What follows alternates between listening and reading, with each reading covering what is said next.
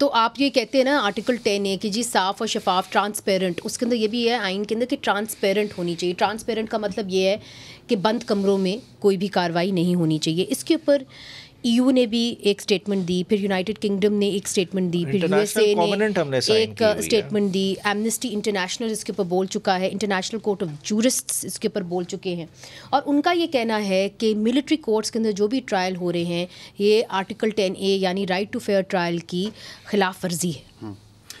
इसमें आर्टिकल 14 का अगर आप हवाला देखें तो उसमें सर्टेन एक्सेप्शंस प्रोवाइडेड हैं। ICCPR का जो कॉवेनेंट 14 है या आर्टिकल 14 है उस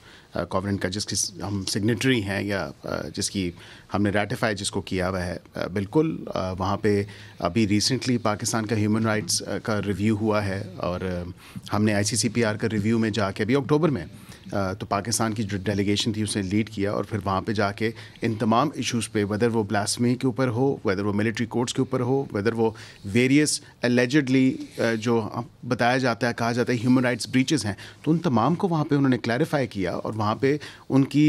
जो एक क्लैरिफिकेशन थी उस तमाम मामले की तो वहाँ पे वो प्रेजेंट की। और ये ऑनलाइन भी मौजूद है, अगर आप देखना चाहें तो यूट्यूब पे ये लाइव टेलीकास्ट हुआ था, पूरा रिव्यू जो हर 4-5 साल बाद मगर आपको कोई, क्योंकि आप बाहर के पड़े हुए हैं, आपको कोई ऐसा मुल्क नज़र आता है जहाँ पे जमहूरियत हो और वहाँ पे सिविलियंस का मिलिट्री कोर्ट के अंदर ट्रायल हो रहा हो? देखिए कई मिसालें मौजूद हैं और दुनिया के कई ममालिक हैं। There are many countries in South America as well. America को खुद देख जहाँ पे जमहूरियत है, ऑब्वियसली डेमोक्रेसीज़ हैं जहाँ पे, और वहाँ पे भी हुए हैं, ये नहीं है कि नहीं हुए। मतलब FBLE केस का हवाला आज देखें ना, आज जस्टिस रिजवी ने क्या कहा, पाकिस्तान की बात है, लेकिन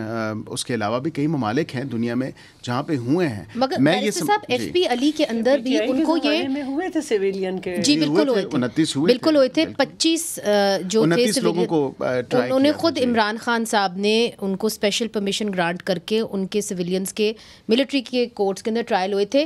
किस कानून के तहत? इसी मिलिट्री नहीं, काबीना ने स्पेशल परमिशन दी थी, काबीना ने स्पेशल परमिशन दी थी। तो यही सवाल उठता है कि आप अब पॉलिटिशियंस बैठे हुए ना, तो आपको तो बहुत बुरा लगता है जब पार्लियामेंट की जुरिस्डिक्शन में कोई आता है, आप कहते हैं कि जी पार्लियामेंट बालादस्त है, सॉवरेन है, तो यहाँ पे जजेस की जुरिस्डिक्शन में कोई आ रहा है तो उनको तो बुरा लगेगा। मैं यही कह रहा हूँ कि इसमें थोड़ा सा एक पॉइंट मैं ले लूँ, क्योंकि ये मामला सब जुडिस है और ये होपफुली इस वीक नहीं तो अगले वीक तक ये तमाम तर मामला आवाम के सामने और हमारे सामने भी होगा कि क्या डिसीजन है, ये जो ऑनरेबल ऑगस्ट जजेस हैं ये क्या डिसाइड करेंगे इस तमाम तर मामले पे। क्योंकि आज तो जस्टिस रिजवी ने कहा कि कोर कमांडर हाउस लाहौर में घुसना वॉज ए सिक्योरिटी ब्रीच। उन्होंने ये भी कहा कि जो भी लोग अक्यूज्ड हुए हैं वो जलाओ घराव पे नहीं हुए, वो इसलिए वो उनकी जो एक्यूजेशन है वो हुई है कि जी आपने इस एरिया में आपने एंटर किया, लेकिन उसके साथ ये भी उन्होंने कहा कि कई वहाँ पे लोग थे, एक जज साहब ने ये भी उसमें जिक्र किया कि उन लोगों को तो पता ही नहीं था कि उनको